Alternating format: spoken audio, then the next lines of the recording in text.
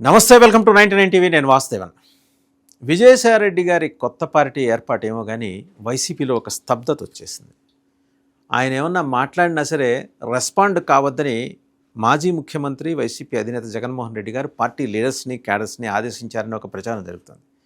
మొన్నటికి మొన్న విజయసాయిరెడ్డి గారు ఏంటంటే, నేను రాజమండ్రి వెళ్ళినప్పుడు మాట్లాడుతూ ఆయన క్రిస్టియానిటీని ఎక్కువ ప్రోత్సహిస్తూ వచ్చారని. మరి విజయసాయిరెడ్డి గారు చాన్నాళ్ళు అదే పార్టీలో ఉన్నారు, అప్పుడు గుర్తు రాలేదా అనేవాళ్ళు ఉన్నారు. కానీ ఆశ్చర్యంగా ఏంటంటే వైసీపీ నుంచి దానికి సంబంధించి ఒక స్పందన లేదు. దాన్ని ఖండించడం మాట దగ్గర నుంచి స్పందన కూడా లేదు. అందరూ కిమ్మిన్నాస్తిలా కూర్చున్నారు. ఎందుకంటే వాళ్ళకి తెలుసు విజయసాయిరెడ్డి గారితో భవిష్యత్తులో ఉన్న అవకాశాలు ఉంటే కనుక భవిష్యత్తులో ఆయన ద్వారా నెరవేరే ప్రయోజనాల్ని మేమెందుకు చేజేతులా కూలదోసుకోవాలి అని చెప్పేసి గమ్మునున్నారు. అండ్ వాళ్ళు ఇస్తున్న కలర్ ఏంటంటే దానికి అమ్మో అలాంటివి ఇగ్నోర్ చేయమన్నారు జగన్మోహన్ రెడ్డి గారు. అనవసరంగా ఎందుకు ప్రతిదీ పట్టించుకుంటూ పోయి ప్రతిదానికి రెస్పాండ్ అయితే ఎట్లాగాని. దీనికి సొంత కోటరీ కూడా కొంత కారణం అన్నమాట. ఇది కోటరీ నుంచి వస్తున్న వాయిస్ అంట. ఏ ఆబ్లిగేషన్స్ ఉన్నాయి? కోటరీకి నాయకత్వం వహిస్తున్న మరి సకల శాఖ మంత్రి అని పేరు పడ్డ సజ్జల రామకృష్ణారెడ్డి గారు, ఆయన నేతృత్వంలోని ఒక బృందం ఈ ప్రచారం చేస్తోందని ఆయనంటేను ఆ బృందం అంటేను కిట్టన వాళ్ళు చెప్తున్న మాట.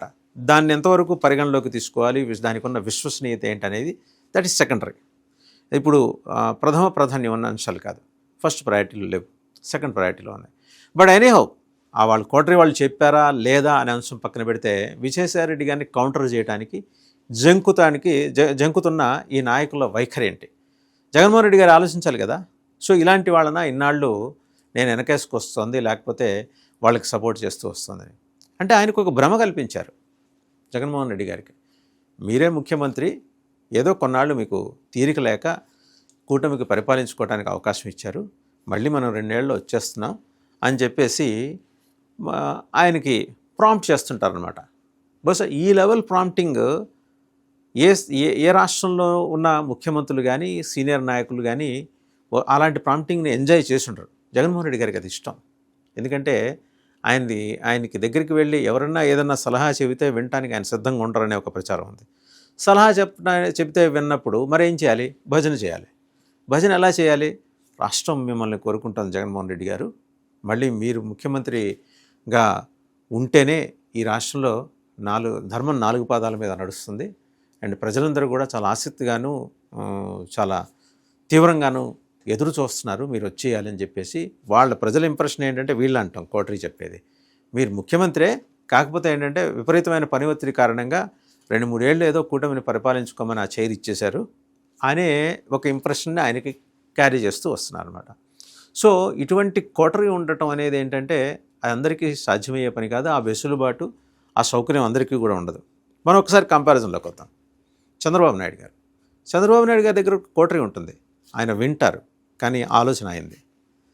కోటరీ చెప్పేవన్నీ వింటారు, దాని అర్థం ఆయన విన్నవన్నీ అమలు చేస్తారని కాదు, ఆలోచన ఉంటుంది. ఒక అనుభవం ఉన్న నాయకుడికి, అలాగే పాదయాత్ర 3000 కిలోమీటర్ల పైబడి పాదయాత్ర చేసి వచ్చి నేరుగా ముఖ్యమంత్రి స్థానంలో సీట్లో కూర్చున్న నాయకుడికి ఉండే తేడా అదే. అండ్ స్వతసిద్ధంగా వైసీపీకి అలవడిన కొన్ని అవలక్షణాలు అంటే అమేయమైన మెజారిటీ ద్వారా ఏంటంటే మనం దైవాంశ సంభూతులం, మనకి దగ్గర కిరీటం శంఖం చక్రం కదా ఇవి లేవు, కానీ ఆల్మోస్ట్ మనం కూడా దేవుళ్ళతో సమానం అనే ఒక ఇంప్రెషన్ని జగన్మోహన్ రెడ్డి గారికి బలంగా ఇవ్వటం ద్వారా కోటరీ సక్సెస్ అయింది. ఏది? ఆయన ఓటమి చెందటానికి కోటరీయే ప్రధాన కారణం. ఇవాళ ఏదో ఈవీఎంలని అవని ఇవని వాళ్ళు చేస్తున్న ప్రచారంలో ఏమాత్రం నిజం లేదు. అంతటి ప్రజా వ్యతిరేకత మూటకట్టుకోవటానికి ఒక ప్లాట్ఫామ్ సిద్ధం చేసింది కూడా కోటరీ.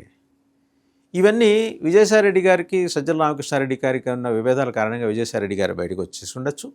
జగన్మోహన్ రెడ్డి గారికి ఆయన చెప్పే ప్రయత్నంలో ఆయన మాట జగన్మోహన్ రెడ్డి గారు విని ఉండకపోవచ్చు. ఈరోజు విజయసాయిరెడ్డి గారు ఒక పార్టీ పెడుతున్నంత మాత్రాన అది ఒక ప్రభావశీలమైన రాజకీయ పార్టీగా అవతరిస్తుందని జగన్మోహన్ రెడ్డి గారు కానీ వైసీపీ కానీ లేకపోతే ఇతరత్ర కానీ ఎవరు భావించకుండా ఉండనువచ్చు, భావించనువచ్చు. ఇన్ని రకాల పర్మిటేషన్స్ కాంబినేషన్స్ మధ్య ఈరోజు ఆయన చేసిన ఒక తీవ్రమైన వ్యాఖ్య, క్రిస్టియానిటీని ప్రమోట్ చేశారు జగన్మోహన్ రెడ్డి గారిని. లేదయా ఇన్ని 100 గుళ్ళు కట్టాము, లేకపోతే ఈ అరాచకాలు జరిగితే వాటిని ఇలా ఎండగట్టాం అని చెప్పి చెప్పుకోవటానికి ఒక్క నాయకుడు వైసీపీ నుంచి రాకపోవడం కన్నా విషాదం ఆ పార్టీకి ఉంటుందా? వైసీపీకి ఎందుకు చెప్పుకోలేకపోతున్నారు? ఏ స్థాయిలో మరి విజయసాయిరెడ్డి ప్రభావం ఇంకా వైసీపీ మీద ఉందనే దానికి ఇది నిదర్శనం కాదా? విజయసాయిరెడ్డికి వ్యతిరేకంగా నోరు తీరవటం ఎందుకులే, రేపు పొద్దున ఆయనతో మనకు పనులు ఉంటాయి, ఎందుకంటే ఆయనకి దేశవ్యాప్తంగా లాబింగ్ ఉంది కాబట్టి ఆయనతో మనకు పనులు ఉంటాయనే ట్రేడ్ ఈక్వేషన్స్ కారణంగా వెనక్కి తగ్గుతున్నారా వైసీపీ నాయకత్వం? ఈ విషయం పార్టీ అధినేతకి గుర్తురావట్లేదా? ఇది కార్యకర్తలు అంటున్నారు, సోషల్ మీడియాలో ప్రశ్నిస్తున్నారు. జగన్మోహన్ రెడ్డి గారు ఏదో జరుగుతోంది మీ పార్టీలో, కళ్ళు తెరవండి, కోటరీని దూరం పెట్టి వాస్తవాలకి దగ్గరగా రండి. ఎందుకంటే ఆ కోటరీ ప్రజలకి కార్యకర్తలకి మీకు మధ్య ఒక చైనా వాళ్ళలాగా నిలబడింది. ఆ చైనా వాళ్ళని ఛేదించి రావడానికి ప్రజలకి సరైన బలం లేదు. మీరు ఒక బలమైన నాయకుడు కాబట్టి కోటరీ గోడని పిడిగుద్దులు గుద్ది దాన్ని బదాబదులు చేసి మీరే ప్రజల దగ్గరికి రండి అని. అబ్బే, అలాంటి అవకాశం ఏమన్నా ఉందా? ఆయనైతే అలాంటి ఆలోచనలో ఉన్నట్టయితే లేదు. మరి విజయసాయిరెడ్డి వ్యాఖ్యలకి కామెంట్స్కి ఎవరు కౌంటర్ ఇస్తున్నారు? విజయసాయిరెడ్డి కౌంటర్ ఇవ్వకపోవడం ద్వారా విజయసాయిరెడ్డి చెప్పింది నిజమనే ఒక అభిప్రాయం అయితే ప్రజల్లో వచ్చే అవకాశం ఉంది కదా.